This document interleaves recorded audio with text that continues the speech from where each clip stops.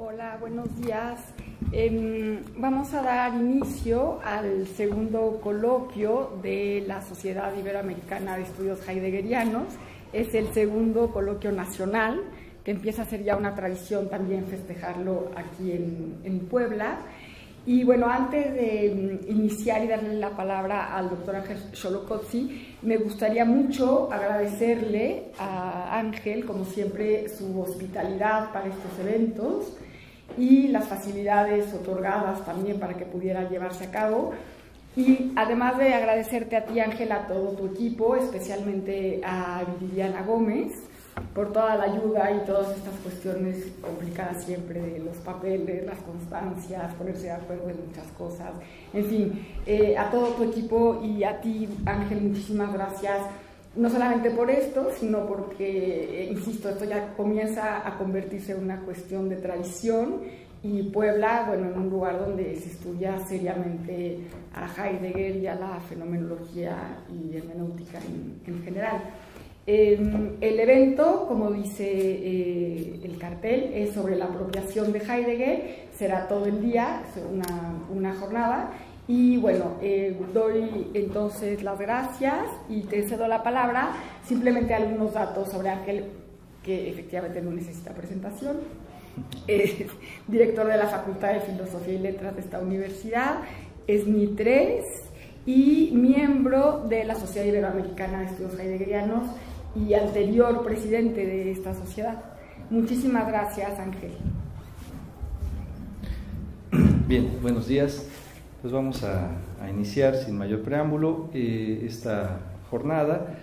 El título de la lección, perdón, de la lección de la conferencia es Mis lecciones han sido caminos de bosque, aspectos de la apropiación heideggeriana de la filosofía occidental, pensando precisamente en la temática que nos congrega, ¿no?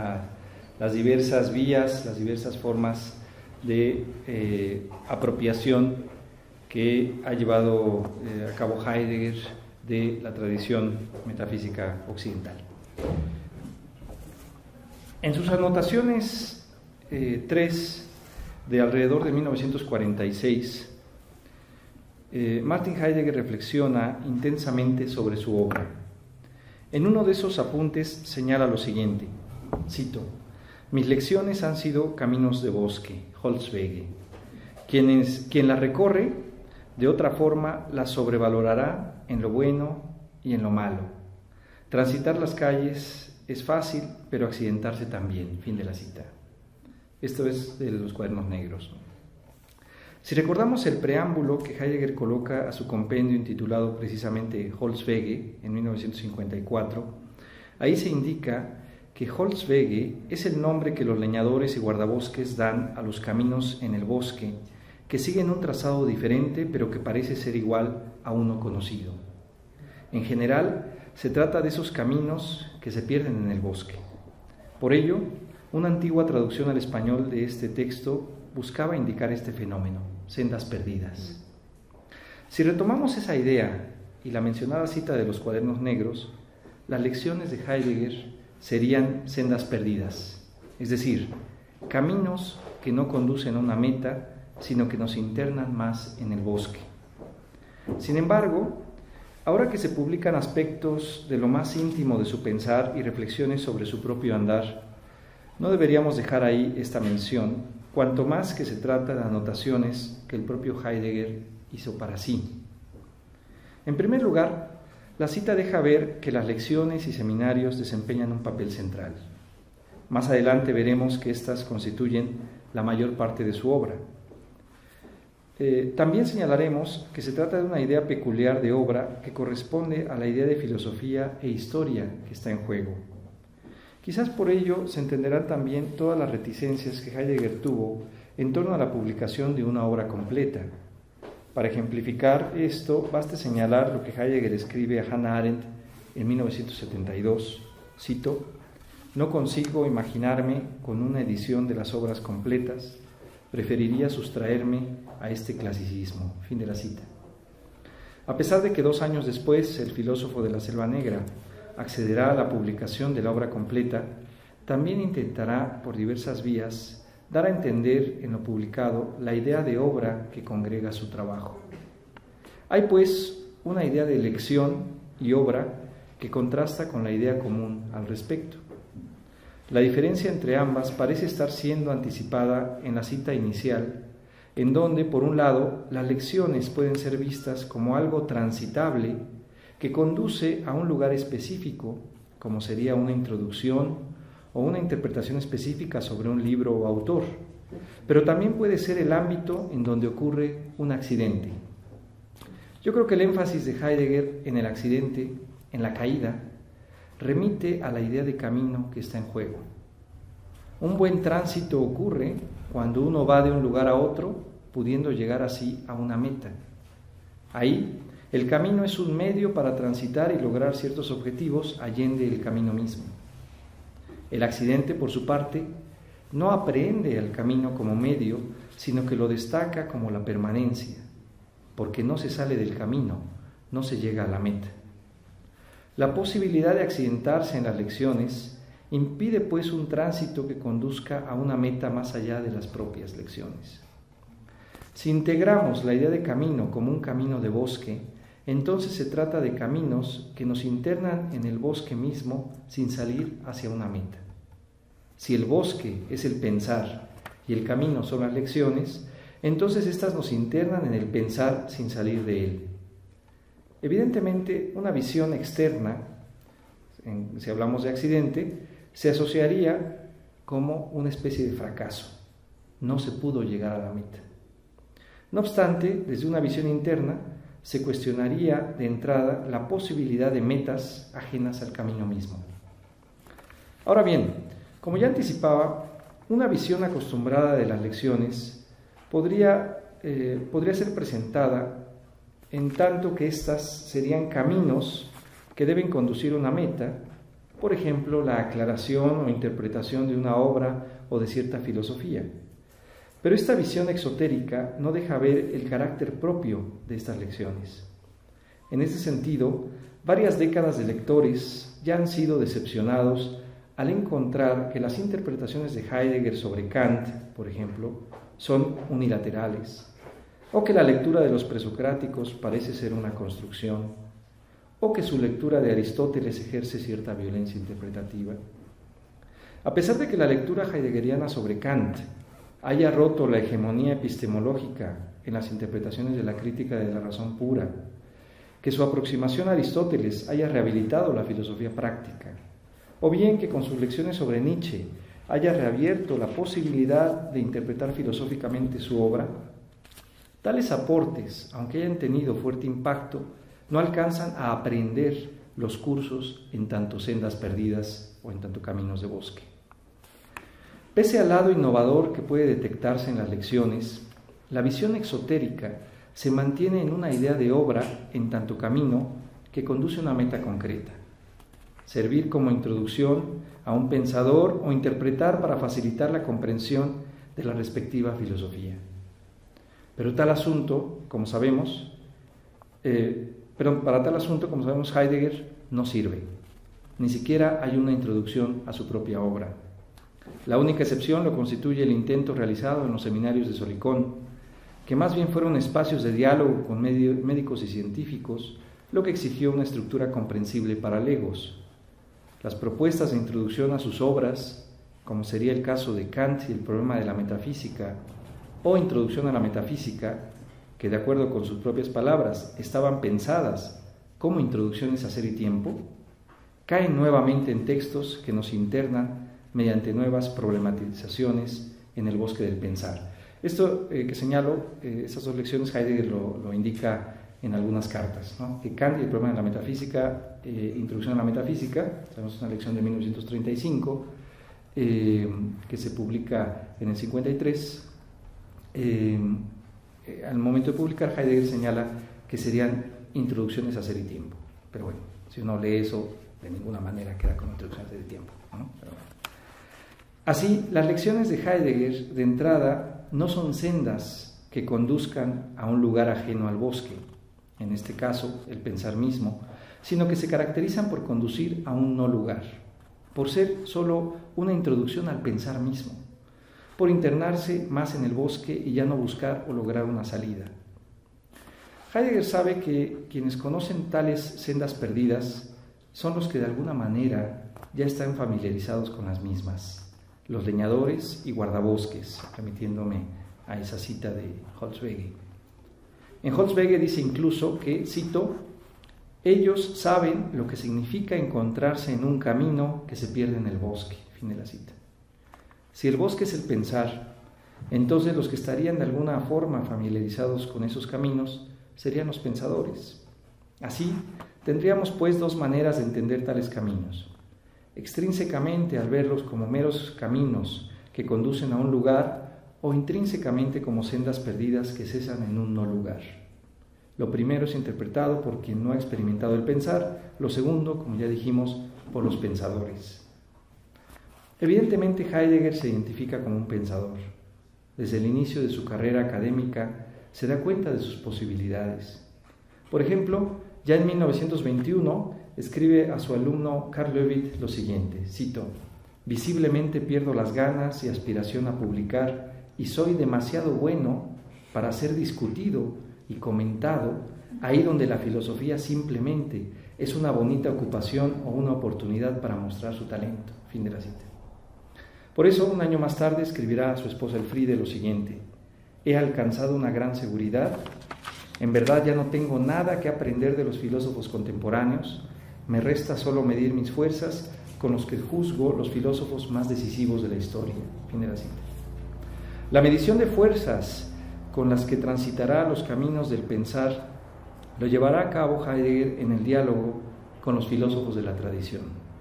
Sin embargo, esto acaece de modo peculiar. En sus anotaciones 4, igual de los Cuadernos Negros, de 1947, reflexiona sobre el carácter beligerante que toma el mencionado diálogo. Cito, «Lo pensado de un pensador es el ataque a cualquier otro pensador. Quien habla pensantemente con un pensador debe colocarse él mismo y su propio pensar en el campo de batalla, el cual es traído a la palabra en el diálogo». Fin de la cita.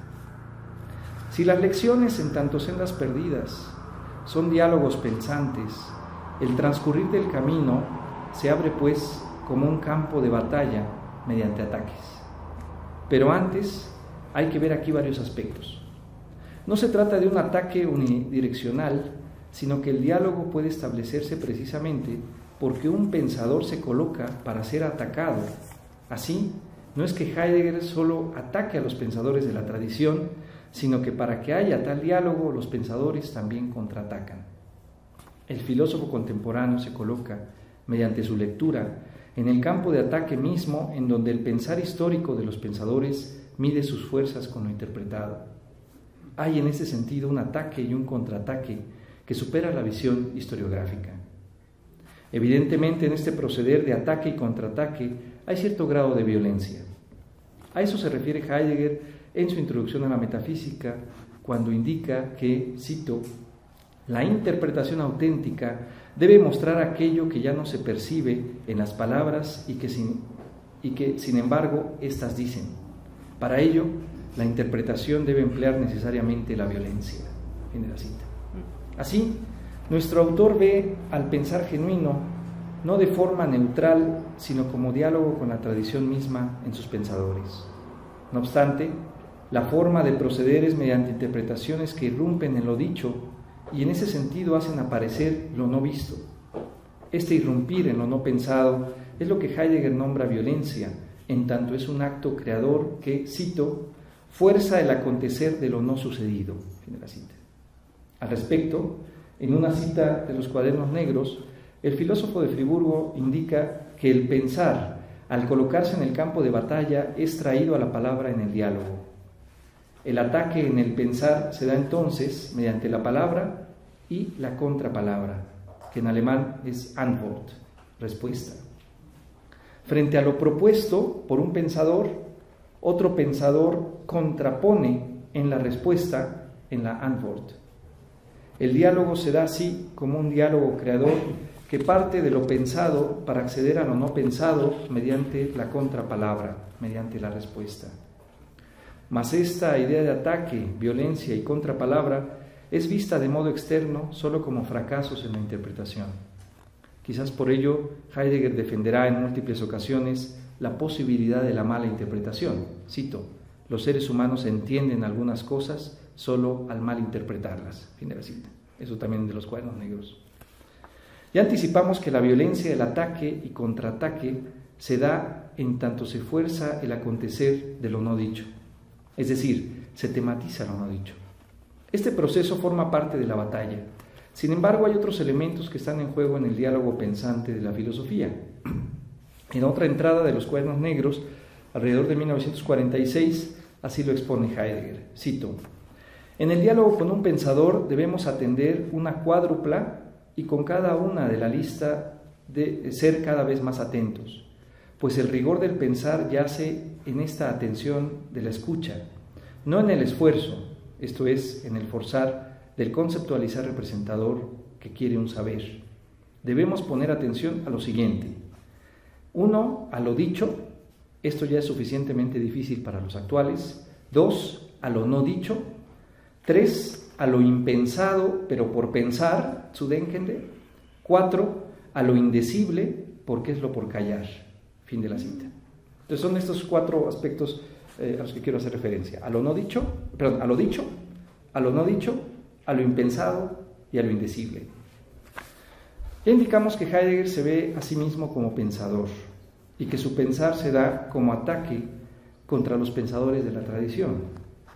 El campo de batalla para el establecimiento del diálogo creativo son precisamente sus lecciones. La estrategia en el ataque es lo que acabamos de citar. Se inicia revisando lo dicho por el pensador, que, a pesar de su dificultad, puede entenderse y transmitirse. Una vez que se ha captado lo dicho, el trabajo fenomenológico remite a lo no dicho por el pensar. Quizás ahí yace un rasgo peculiar del trabajo filosófico desde su inicio. Cuando Aristóteles diferencia a la sofía del episteme en el muy recurrido libro sexto de su Ética Nicomaquia, uno de los elementos que ahí señala es que el episteme es una didascalía que puede transmitir los arjai, los principios, mientras que la sofía tendría que abrir esos principios una y otra vez. Así, los principios arjai mientan aquello sobre lo que se asienta el despliegue de un pensar, pero permanece como aquello no dicho. Se trata del presupuesto del que parte y sostiene su pensar. Ciertamente, uno de los ataques recurrentes de Heidegger en su batalla dialógica con los pensadores es actualizar el principio de la falta de supuestos husserliano, no con la intención de abolir lo no dicho, sino como señala al final del parágrafo 62 de Ser y Tiempo, cito, para reconocer los supuestos y exponer en estrecha relación con ellos aquello para lo que son supuestos. Fin de la cita. Al punto tal que el paso de lo dicho a lo no dicho podríamos caracterizarlo como el camino fenomenológico del diálogo con los pensadores. Sin embargo, Heidegger pasa de un ataque de carácter fenomenológico a uno hermenéutico, como llamo yo. Es decir, no basta develar los supuestos en tanto lo no dicho por el pensador, en la medida en que se trata de un proceder estático que solo convertiría lo no dicho en lo dicho. Tanto lo no dicho como lo dicho se mantienen en el esquema de la reflexión en donde se exige traer a la luz aquello no tematizado. El camino filosófico de Heidegger descubre que el pensar no se agota en este paso reflexivo, sino que hay algo que escapa a tal determinación, en tanto que hay ámbitos que no se enmarcan en el esquema reflexivo del simple paso de lo no dicho a lo dicho. Esto conduce entonces a divisar otro tipo de ataque en el pensar. Se trata de un ataque que supere, en cierta medida, las posibilidades reflexivas que solo permiten el paso de lo no dicho a lo dicho. Heidegger ve que tal estructura reflexiva está asentada en el modo del ser humano vigente en la metafísica occidental, la subjetividad, y que hizo de la razón el ámbito posible de la luz. Lo que podía ser pensado y dicho era lo localizado o lo colocado a la luz de la razón. La superación de la estructura reflexiva asentada en la subjetividad se da, como sabemos, a partir de una crítica a su modo de ser y los alcances de su proceder. El despliegue que realiza Heidegger en Ser y Tiempo en torno al Dasein sienta las bases para plantear un modo de ser radicalmente diferente al de la subjetividad y la reflexión, la existencia. Como sabemos, la estructura de esta es ser proyecto-yecto, es decir, tener que ser dirigiéndome a ello. La preposición alemana central para comprender esto es zu, que por un lado significa obligación y por otro lado dirección. Eso me refiero cuando Heidegger habla de zu sein, ¿no?, en el párrafo 9 de Ser y Tiempo, y que en el siguiente párrafo le llama existencia, ¿no? Entonces, ese zu en dos sentidos, por un lado en el sentido de obligación y por otro lado en estar dirigido a algo. Con lo cual, existir no significa otra cosa que estar dirigido necesariamente a mi ser al tener que ser. El estar dirigido es pensado por Heidegger como proyecto, mientras que el tener que ser es el estar yecto. De este modo, la existencia no es otra cosa que proyecto-yecto. Esta estructura de la existencia, al no ser ya la subjetividad, posibilita ámbitos de acceso más allá de la reflexión. Precisamente se despliega aquí la dimensión hermenéutica expuesta en Ser y Tiempo en tanto interpretación del ser del Dasein, que otorga las condiciones de posibilidad de toda investigación ontológica. Queda claro entonces que las posibilidades del pensar van asociadas al modo de ser del pensador. Si el pensar solo es visto en el ámbito de la subjetividad, entonces la batalla llegará solamente hasta la reflexividad que transforma lo no dicho en lo dicho.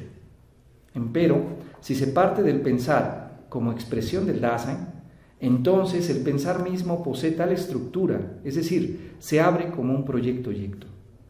En ese sentido, Heidegger indica que lo impensado de un pensador no puede ser aprehendido en forma reflexiva como algo que pudiese ser llevado a la luz de la razón mediante una tematización explícita que repararía la falta. Lo impensado, en tanto aquello por pensar, posee el doble aspecto de la existencia. Se trata de algo dirigido, pero en lo que a la vez estamos inmersos. En otro apunte de los Cuadernos Negros, nuestro autor aclara esto. Perdón por tantas referencias a los Cuadernos Negros, pero uno encuentra ahí unas joyitas, ¿no? Cito: pensar, es decir, lo por pensar, quiere decir experienciar lo impensado, lo que espera al pensar. Sin embargo, lo impensado no es algo nuevo, sino lo más viejo de lo viejo, para lo cual siempre somos demasiado jóvenes. Esto más viejo viene después de nosotros y a la vez se dirige a nosotros. Fin de la cita. Se trata pues de una doble cara que Heidegger en otro momento nombra como lo adveniente y lo rememorante. El pensar se proyecta en torno a lo adveniente, pero a la vez está yecto en lo rememorante. El proyecto yecto del modo de ser de la existencia se devela en la rememoración adveniente del pensar. Justamente lo rememorante, el Andenken, es la forma en la que se permite lo adveniente. Entonces, no se trata pues en las lecciones de una interpretación de filósofos antiguos, sino de una forma en la que el pensar se lleva a cabo, como rememorar. Lo Zudenkende, es decir, lo por pensar, hay que pensarlo pues a partir de la estructura de la existencia, en tanto proyecto-yecto, tener que ser dirigiéndose a ello, es decir, dirigiéndose al advenir al tener que rememorar. El modo de ser de la existencia, tal como fue desplegado en Ser y Tiempo, conduce a develar así el carácter histórico del pensar en la obra posterior. Por ello, nuestro autor enfatizará que las lecciones y seminarios tienen carácter histórico y no historiográfico, ya que lo histórico refleja la estructura de la existencia, mientras que lo meramente historiográfico se quedaría a nivel de la metafísica de la presencia. En otras palabras, correspondería al esquema del ser humano en tanto animal racional. Así, lo por pensar remite a lo histórico, que sería el último punto a considerar en el diálogo con los pensadores. Esto es, lo indecible en tanto se trata de lo por callar. Lo histórico sería el acontecer mismo. Si en el diálogo con todo pensador debe estar en juego deben estar en juego estos 4 elementos señalados, es decir, lo dicho, lo no dicho, lo por pensar y lo por callar. Como ya anticipábamos, ha sido trabajo de la metafísica occidental, lo dicho, ¿no? En ese punto. No obstante, lo no dicho, en tanto tematización de los presupuestos y vuelta al origen, sería obra de la perspectiva fenomenológica. Pero lo no pensado, en tanto lo por pensar, es abordado desde un cambio de modo de ser del dialogante, que conduce a ver lo pensado como lo adveniente respecto de lo rememorado. Esta estructura hermenéutica posibilita que el pensar corresponda al pensador en tanto proyecto-oyecto. Si esto es así, el pensar conserva, como ya decíamos, la estructura de la existencia. En el marco del advenir rememorante, Heidegger divisa un último paso en el diálogo con el pensador y este remite a lo indecible, en tanto lo por callar, que es la historia misma. Si se ve este carácter cuádruple del diálogo con los pensadores de la tradición, entonces las lecciones y seminarios se comprenden en el carácter específico que hemos anticipado. En ello yace su carácter histórico o de fundación de historia, y no una dimensión historiográfica en la que pueden ser fácilmente catalogados a partir de una visión externa. Queda claro que para Heidegger la filosofía no puede ser una repetidora o embalsamadora de ideas, como también indicaba nuestro querido Franco Volpi, sino que el pensar consiste esencialmente en ser un diálogo con los pensadores. En ello yace su carácter histórico, que no debe entenderse solo respecto del pasado. El pensar para Heidegger es un rememorar adveniente que acontece en la tradición misma. Con base en lo ya expuesto, la obra de Heidegger contiene peculiaridades en su conformación que la llevan a diferenciarse de obras en su comprensión común. En primer lugar, se trata de una colección de escritos heterogéneos que contienen textos de carácter exotérico y esotérico. Los textos de índole exotérica serían las lecciones, conferencias y manuscritos de libros, mientras que los esotéricos están conformados por apuntes, anotaciones y escritos no pensados para una publicación inmediata. Ese sería el caso de los Cuadernos Negros, por ejemplo. Ahora, a más de 40 años de la muerte de Heidegger, la edición de sus obras integrales abarca la publicación de ambos tipos de textos. Sin embargo, la sección más extensa la conforma una gran parte de los escritos que fueron para el público, es decir, las lecciones y seminarios. De 102 volúmenes programados en la Gesamtausgabe, 47 volúmenes son de lecciones y 6 de seminarios. Todos estos volúmenes remiten a autores de la tradición filosófica occidental. Asimismo, hay volúmenes de otras secciones de la Gesamtausgabe que retoman las lecciones señaladas y las transforman en libros, como es el caso de Kant y el problema de la metafísica y los 2 volúmenes sobre Nietzsche.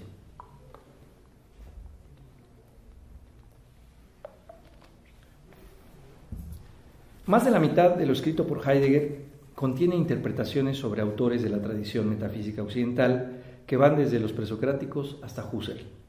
Sin exagerar, podemos decir, con pruebas, que Heidegger es el autor que junto con Hegel ha realizado la lectura e interpretación más dedicada de la filosofía occidental.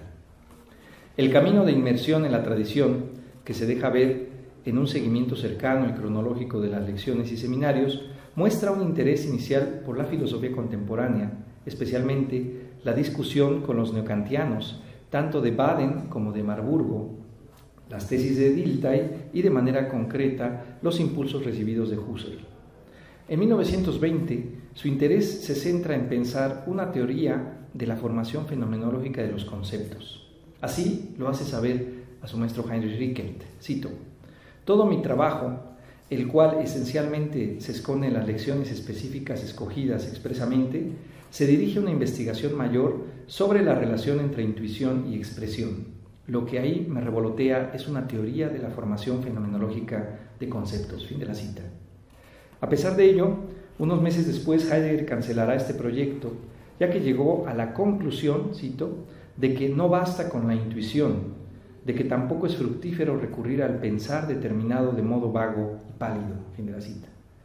Quizás esos sean los motivos por los que Heidegger retome sus investigaciones sobre fenomenología de la religión, protocristianismo y San Agustín. Cito: Nuevamente he retomado mis estudios histórico-religiosos, especialmente el protocristianismo, y este semestre sostengo una lección sobre San Agustín y el neoplatonismo, de 3 horas semanales. En el fondo, obra todavía Emil Lask, neocantiano, cuya interpretación de Plotino, aunque solo en sedimentos, la considero valiosa. Fin de la cita. En el semestre estival de 1921, inicia Heidegger también un seminario sobre Aristóteles, de ánima.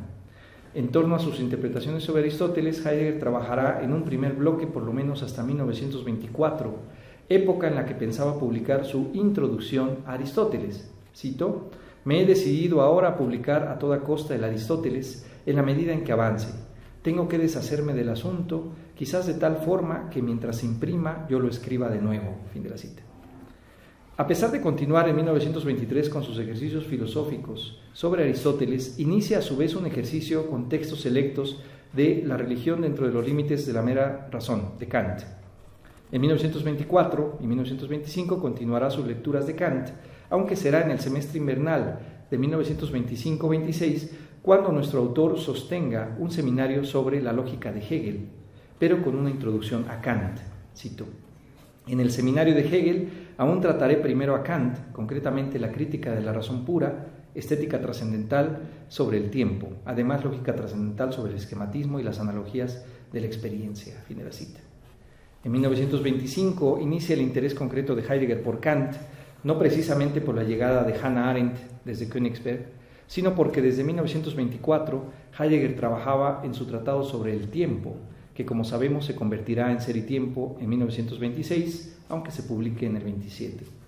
Por lo que el mismo Heidegger señala, y por sus interpretaciones de esos años, este centra su interés en la cuestión del tiempo y en ello indica que se da la posibilidad de comprender algo al respecto. Cito: «Las prácticas sobre Hegel y Kant me han deparado una alegría inusual y estoy satisfecho de que solo ahora haya llegado a los temas en los que al menos relativamente existe la posibilidad de comprender algo. Tengo algunos hegelianos en mis cursos prácticos, de los que por desgracia no obtengo ningún esclarecimiento. Están tan hegelianizados que ni siquiera saben dónde tienen la cabeza, porque se han hegelianizado de una manera totalmente insustancial. Pero lo mejor es que me empieza a gustar realmente Kant». Fin de la cita.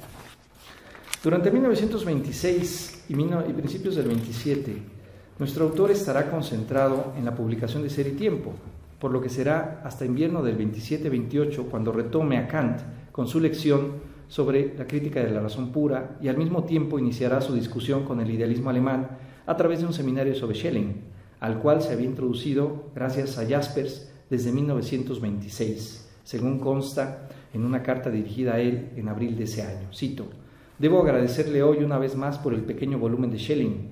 Schelling se atrevió a avanzar filosóficamente mucho más que Hegel, aunque también él es mucho más desordenado desde el punto de vista conceptual. Solo he leído el Tratado sobre la Libertad. Lo tengo por demasiado valioso para que haya podido conocerlo en una lectura somera». Fin de la cita.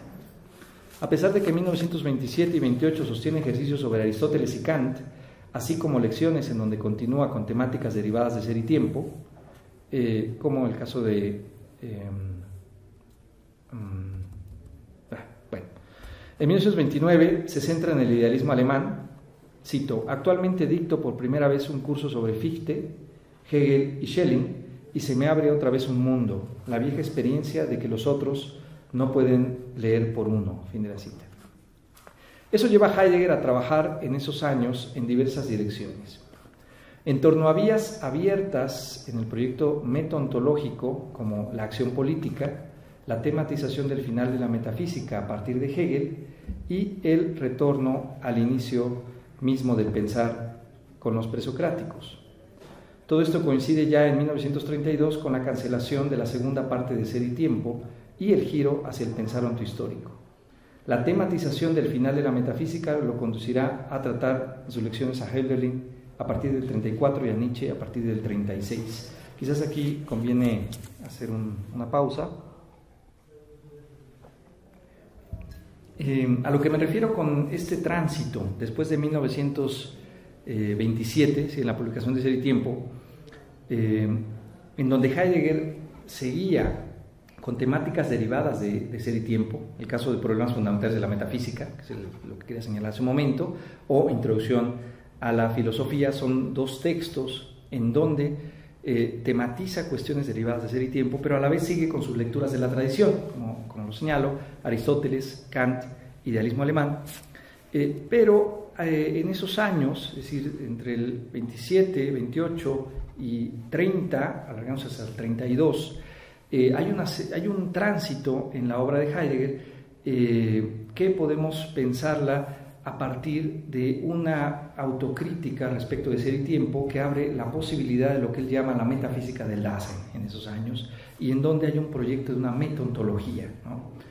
Ese proyecto de metontología abre la vía teorética, por lo menos, para lo que después se va a concretar unos años después ya en su intervención política, ¿no? Es decir, en 1933 de manera concreta al aceptar la rectoría de la Universidad de Friburgo, pero que viene ya encaminada por las vías que se abren en torno a la posibilidad de tematizar la política, la ética, ¿no? Por ejemplo, en esas vías de esa metontología.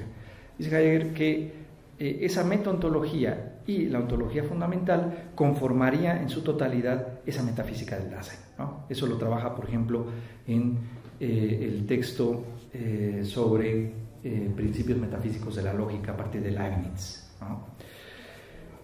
Bueno, entonces nada más señalo esto por lo que va a cambiar ahí. Es decir, estas vías de la metodología que van a conducir a la acción política, después la tematización del final de la metafísica a partir de dos, digamos, concluyentes de la metafísica, que sería Hegel y sería Nietzsche, respecto también de Hölderlin, y el inicio mismo del pensar, o el retorno mismo al inicio del pensar con los presocráticos, ¿no? Y eso es, como sabemos, los cambios que se van a dar entre 1927-28 hasta 1932. En 1932, de manera concreta, Heidegger suspende el proyecto de Ser y Tiempo, ¿no? Todavía en esos años, sabemos ya eso por las cartas, tenía la idea de publicar el segundo volumen de Ser y Tiempo. Ese proyecto ya definitivamente en 1932 se rompe. Entonces, una vía para, decía, es la acción política, las vías que se pueden seguir en esos años. La otra es el final de la metafísica, y la otra es el retorno al inicio del pensar. Una de las vías, decía yo, es Hölderlin y Nietzsche. Cito, bueno, es un curso respecto de Hölderlin. Dice: este curso es, después de larga meditación, un primer intento de una interpretación de las obras singulares, himnos. En ninguna parte lo intentado corresponde en lo más mínimo a la obra del poeta Hölderlin.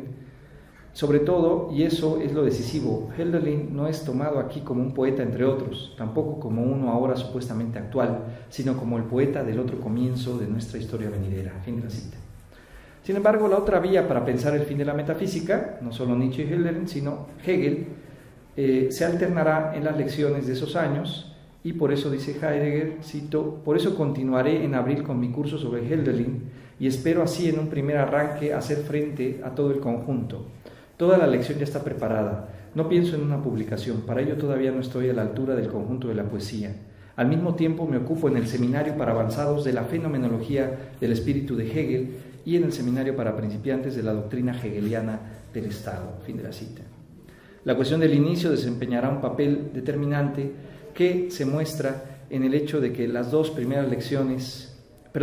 últimas lecciones de Heidegger como profesor ordinario serán precisamente sobre Parménides y sobre Heráclito, de 1942 a 1944, ¿no? Bueno, es un poco un señalamiento que he hecho de las lecciones, es decir, cómo inicia 1920 hasta 1944, cómo se va dando ese movimiento de los autores principales que trabaja Heidegger.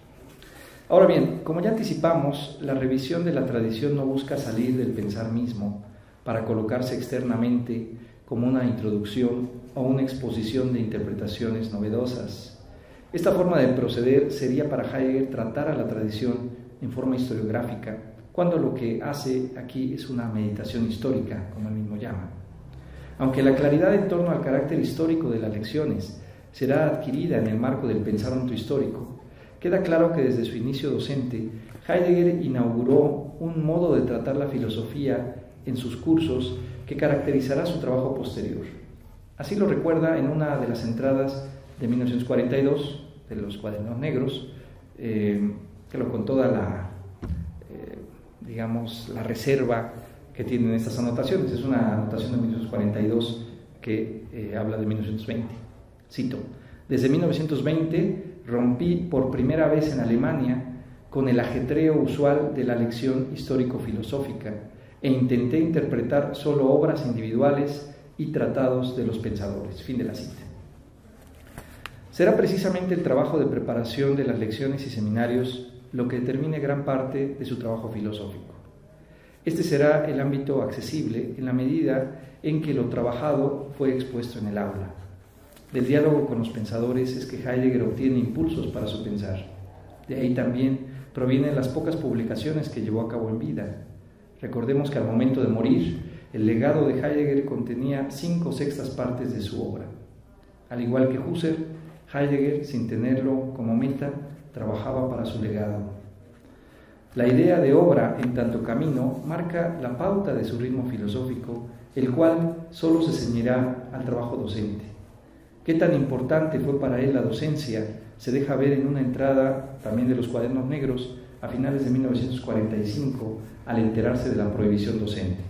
Ahí indica lo siguiente, cito: después de 30 años de actividad docente, la separación de la docencia, no de la universidad, no es de ninguna manera sencilla, tomando en cuenta que yo he sido docente de forma apasionada y también sé que la palabra hablada posee una supremacía sobre la palabra escrita, en la cual mucho nunca se incorpora, aun cuando la presentación sea muy cuidadosa.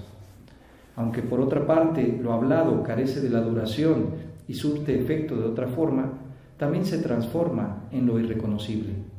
Asimismo, el decir pensante requiere de la propia articulación rigurosa, la cual encuentra solo en lo escrito una consistencia.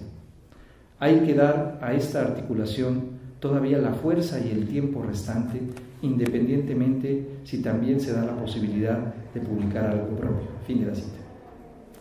La lucha entre lo hablado y lo escrito en su obra concluirá con la aprobación de la publicación de la Gesamtausgabe, la obra integral de 1933, bajo la idea de que ésta tenga el propósito, cito, de despertar la discusión sobre la pregunta por la cosa del pensar. Fin de la cita. De tal modo que la multiplicidad de los volúmenes dé, dice Heidegger, testimonio de la cuestionabilidad permanente de la pregunta por el ser. Fin de la cita. Si la Gesamtausgabe cumple tal cometido de ser camino y no tanto obra, lo dirá la tradición misma en la que Heidegger se ha insertado ya como un clásico de la filosofía. Bueno, muchas gracias.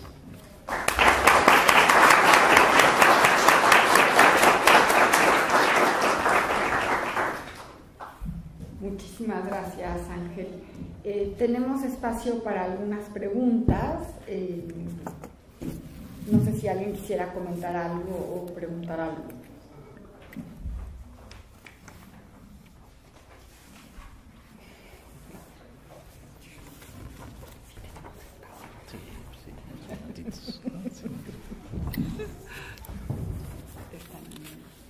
Estaba tan complicado. Se entendió todo, no se entendió nada, ¿no? En estos casos. No, la verdad es que sí fue muy claro. Eso seguro sí lo fue.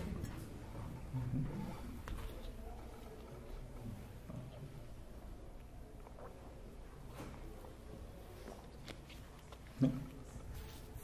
¿No?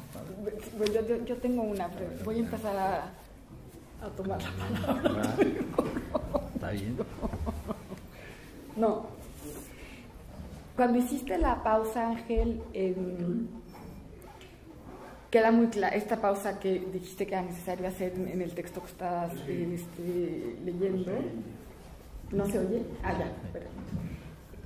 Cuando hiciste esta pausa en el texto que estabas leyendo, decías que queda muy claro, si entendí bien, que en las primeras lecciones está muy clara esta apropiación que hace Heidegger de la tradición, y luego viene Ser y Tiempo, y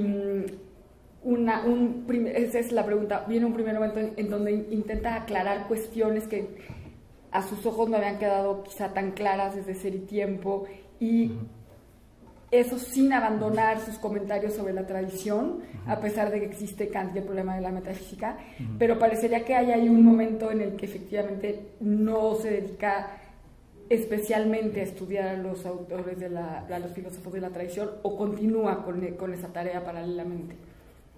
Y luego estos textos, digamos, bisagra, que van a dar lugar a lo que se conoce como el segundo Heidegger, en donde intenta aclarar cuestiones de Ser y Tiempo.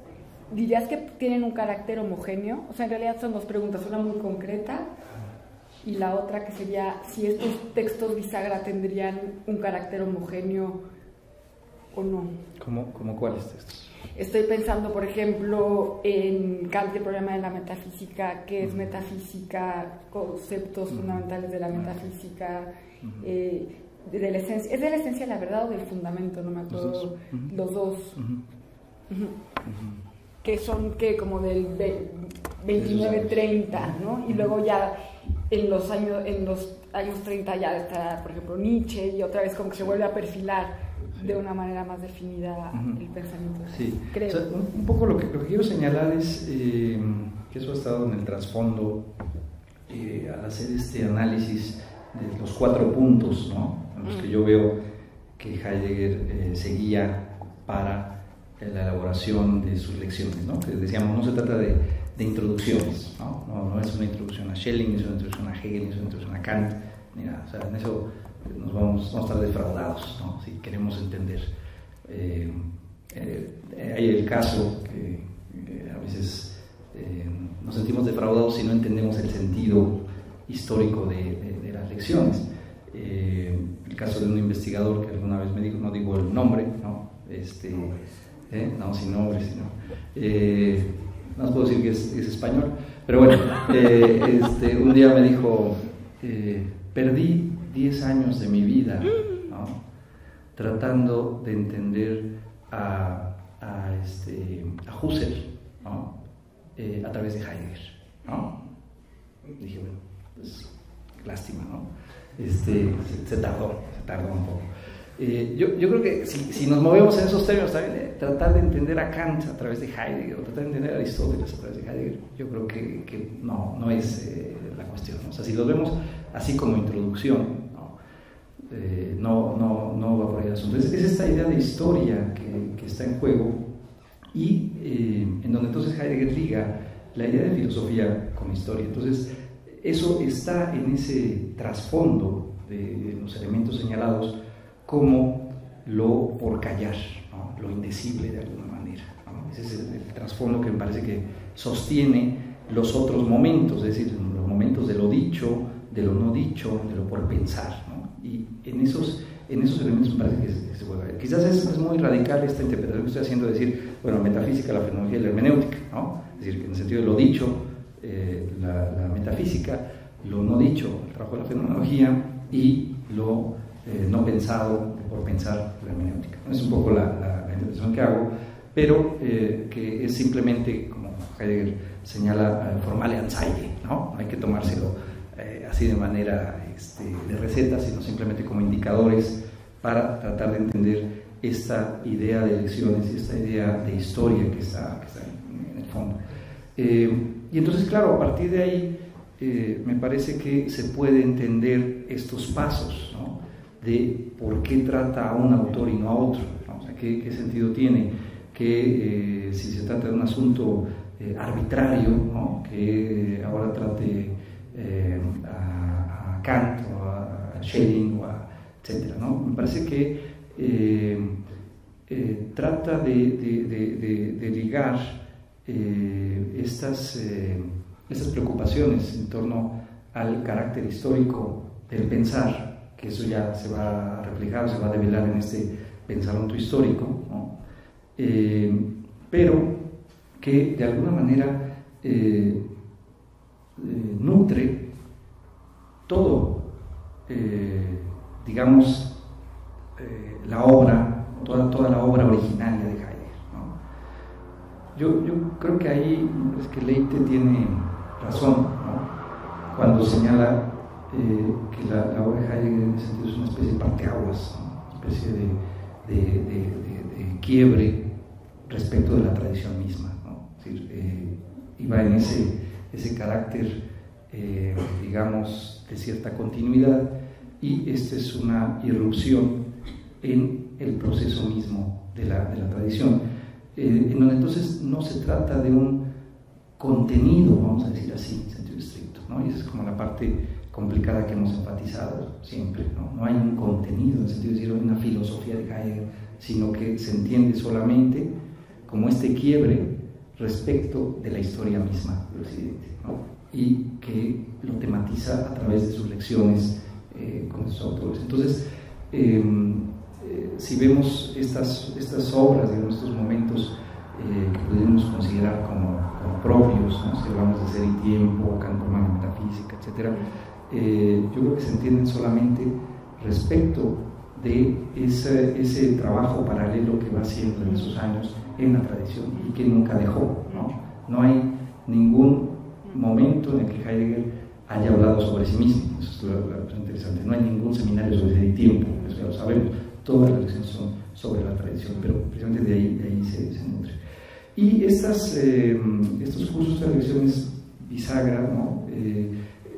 Están en ese momento, digamos, autocrítico, que permite, digamos, un análisis en términos de investigación mucho más cuidadoso, ¿no? Es decir, hace algunos años, cuando no teníamos documentos, cuando no estaban las lecciones publicadas, no estaban los cuadernos negros, no estaban las cartas, pues nada más se hablaba de dos momentos, ¿no? Heidegger de la ontología fundamental y el Heidegger del tardío, ¿no? O el primer y segundo Heidegger, según Richardson, ¿no? Había dos Heidegger. Ahora yo creo que podemos hacer investigación, ¿no? Como dice Vigo, apenas se puede comenzar a hacer investigación en sentido estricto, en la medida en que tenemos documentos, ¿no? Antes era nada más como mucha fantasía, pero a partir de los documentos que ya tenemos los libros, ya tenemos las lecciones, ya tenemos las cartas, tenemos estos cuadernos negros, bueno, una buena parte, a partir de ahí entonces ya podemos hacer un seguimiento mucho más cuidadoso de la propia obra y el propio caminar de Heidegger en términos pensantes. Y yo creo que entonces ya se puede matizar la obra inicial respecto de una ontología o hermenéutica de la facticidad, sus diferencias respecto de Ser y Tiempo, y ya no es nada más el paso, digamos, del primero al segundo Heidegger, el giro, ¿no? Como se hablaba del giro, y durante muchas décadas se hablaba de la Kehre, la famosa Kehre, se buscaba hasta el año y el día exacto en el que parecía una cosa como de iluminación, ¿no? Que un día se levantó Heidegger y ya dijo, bueno, ahora ya cambiamos, ¿no? Completamente. La cosa no es así, ¿no? Sino que está este periodo, este tránsito, este otro momento, que es esta metafísica del Dasein, que repito va desde 1900, la conclusión de la publicación de Ser y Tiempo, que repito, fue escrito en 1926, publicado en 1927. En el 27 Heidegger ya se estaba arrepintiendo, digamos, ¿no? Ya estaba comenzando sus críticas cuando Ser y Tiempo se estaba publicando, ¿no? Entonces, desde 1927 hasta el 30 encontramos todos estos textos, ¿no? Kant problema de la metafísica, qué es metafísica, de la esencia del fundamento, de la esencia de la verdad, en 1931 la primera versión del origen de la obra de arte. En esos años me parece que es este periodo de tránsito, o bisagra, como tú le llamas, que da pie entonces ya a la cancelación definitiva del segundo volumen de Ser y Tiempo, en 1932, y lo que va a ser ya ese segundo Heidegger, en el sentido del pensamiento histórico, y que sabemos desde 1936 ya está, lo tenemos en esos textos, ¿no? Esos textos de carácter esotérico, ¿no? Otro históricos, ¿no? Aportar la filosofía, meditación acerca del inicio, etc., ¿no? Entonces, bueno, yo creo que eso es lo que podría señalar de ese momento, ¿no? Gracias Ángel. Bueno, habría tiempo para una pregunta más antes de iniciar la siguiente. Tocaste el acercamiento a la política. Sí, sí, pero lo que no me quedó muy claro es tú dónde lo estarías ubicando, ¿sí? Porque yo recuerdo, por ejemplo, que él tenía desde hace muchísimo tiempo los diálogos que tiene con Jaspers, ¿no? Acerca de la renovación de la universidad, la decadencia de la universidad, vamos, era como un problema muy claro, ¿no? Claro, cuando él toma, sí, vamos, la rectoría, lo hace en función mucho de ese sentido, de una renovación de la universidad, ¿no? De un replanteamiento otra vez, ¿sí? De la universidad, una refundación de la universidad, ¿no? Sí, incluso todo lo que, no sé, si se puede un poco rastrear, sí, todo lo que hace es justo en ese sentido, ¿no? Pero tú dónde lo ubicarías entonces dentro de estos cuatro no sé, indicadores, justamente lo que sería como lo no pensado. ¿No?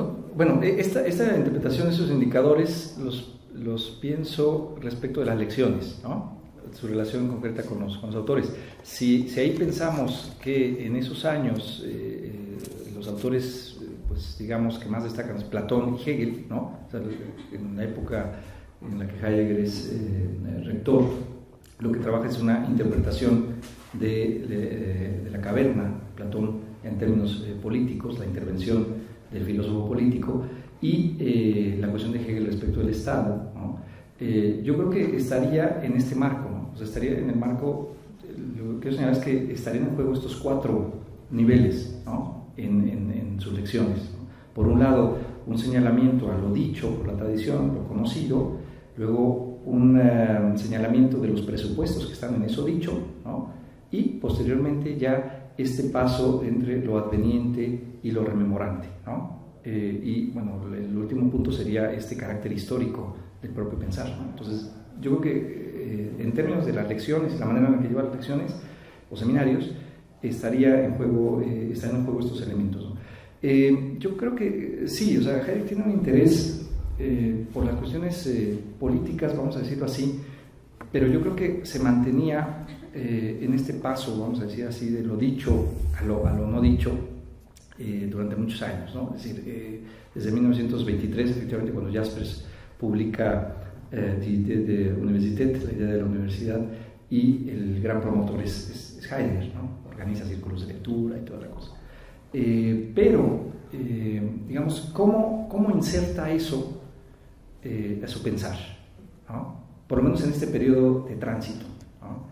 Después ya vendrán otras posibilidades de pensar ya con la idea de pueblo, etcétera, otras cosas. Pero, digamos, en este periodo de tránsito, ¿cómo se inserta, digamos, o cómo se justifica la posibilidad de la acción política viniendo de la ontología fundamental, en donde precisamente se había constituido como una ontología fundamental, en donde, digamos, esas cuestiones prácticamente quedaban fuera, ¿no?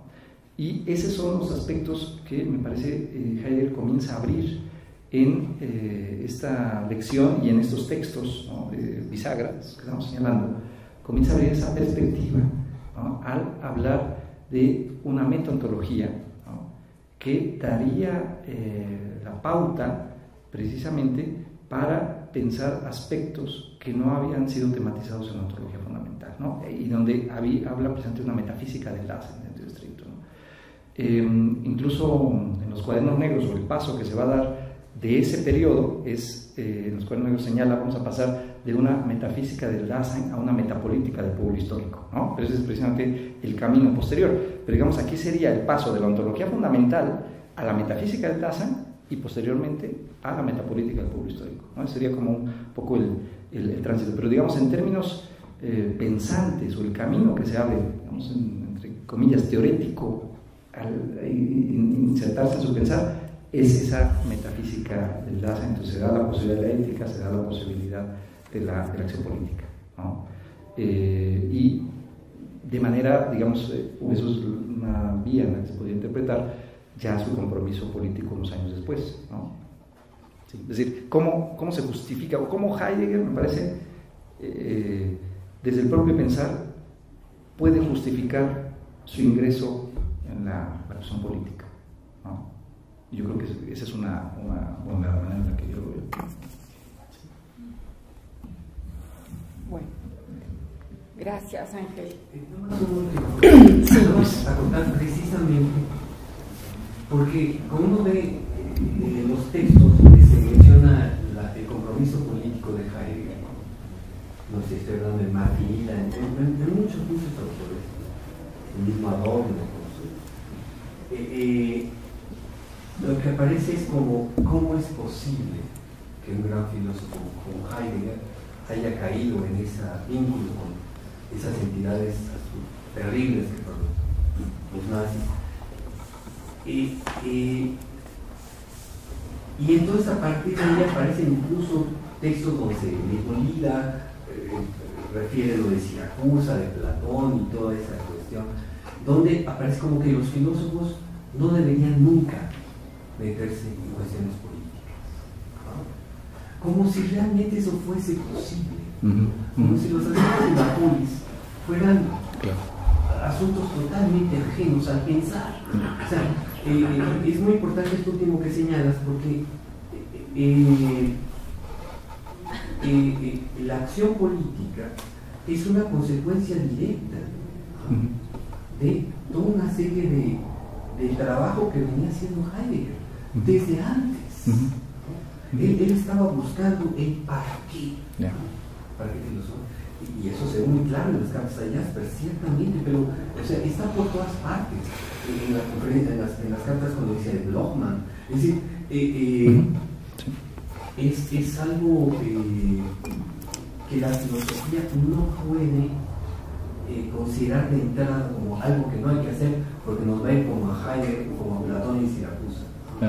Sí, estoy completamente de acuerdo. Digo, lo mismo que se ha dicho de varios autores, ¿no? Ya sabemos que hay una digamos, como decía Dussel de Marx hace muchos años, ¿no? el otro Marx, es decir, ahorita hay otro Husserl, hablamos de otro Husserl, hablamos del otro Heidegger también, o sea, a partir de la documentación, ¿no? O sea, yo recuerdo la biografía esta, o el intento de biografía de Walter Wimmel, ¿no? Que creo Heidegger difundió mucho, que durante décadas, digamos, era el texto biográfico que había sobre Heidegger. Decía, pues su vida no era interesante, ¿no? O sea, simplemente eso que quería que se dijera de él, ¿no? Sobre Aristóteles, vivió, trabajó, tuvo un compromiso con la universidad durante poco tiempo, unos cuantos meses, salió y ya, tuvo unos cuantos viajes y ya, ¿no? Y ya, el resto, la imagen que se daba era esa, ¿no? Heidegger estaba en su cabaña, que estaba en esta situación apolítica, ¿no? Y durante décadas se pensó en eso, o digamos los defensores de Heidegger, ¿no? Que estaba en esta polaridad, pues Heidegger no tenía nada que ver con eso, nada más es el pensar, o nada más hay que tomar en cuenta ese lado. Y ahora sabemos que la cuestión no es así, ¿no? Sabemos que efectivamente Heidegger era de los más interesados, y formó parte del Senado universitario, por ejemplo, ¿no? Ahora ya lo sabemos, es lo que aquí sería el Consejo Universitario. O sea, estaba interesado en los cambios de la universidad y estaba comprometido en esas discusiones, añoraba la idea de la Universidad de Humboldt, etc. O sea, una serie de cuestiones que le interesaban, y que esa también se puede ver como ese trasfondo de su interés en 1933, ¿no? Entonces no se puede entender el compromiso de Heidegger, como algunos lo han dicho, solamente a partir de 1933, ¿no? Eso no tiene sentido. Hay que ver precisamente todo el trayecto, por lo menos una década antes, para poder entender qué sucede en 1933 y lo que ocurre después también, su renuncia y lo que está en todo ese marco. Entonces yo creo que es un asunto que ahora se puede ver como investigación ya seria, sin esa polarización, ¿no? Decir, bueno, estamos a favor o en contra, ¿no? Sino ver precisamente la dimensión del compromiso que los alcanza. Bueno, gracias, Luis. Bueno, muchísimas gracias. No hacemos pausa, ¿verdad? Damos lugar entonces a la siguiente mesa. Muchísimas gracias. Gracias.